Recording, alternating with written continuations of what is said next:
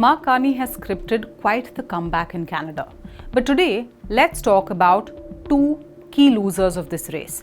Just 4 months ago, many Canadians believed he would have an easy path to the premiership in Canada. So many referred to him as Canada's next Prime Minister.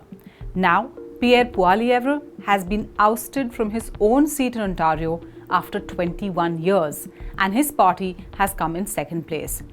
In that sense, it's quite ironic. The man who led the Conservative Party to its best performance since 1988 has lost his own seat to a political neophyte, Bruce Fanjoy from the Liberal Party.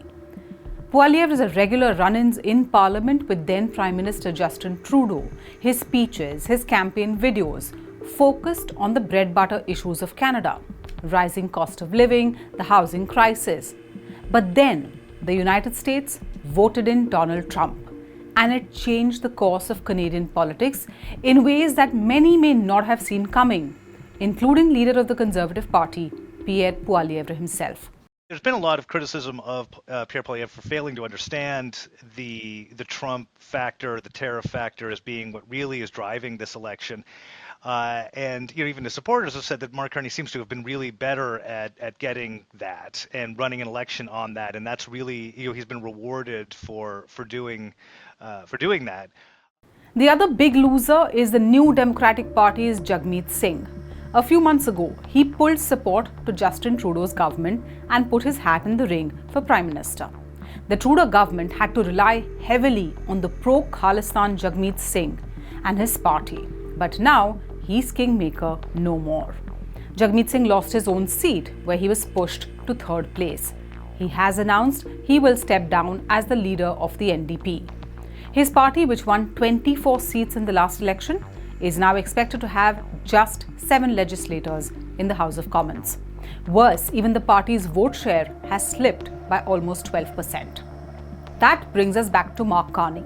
Mark Carney will lead a minority government in Canada after his party picked up 169 seats, just short of the 172 majority it needs in the House of Commons. This resurgence is largely attributed to a national backlash against US President Donald Trump's aggressive trade policies and controversial remarks suggesting the annexation of Canada.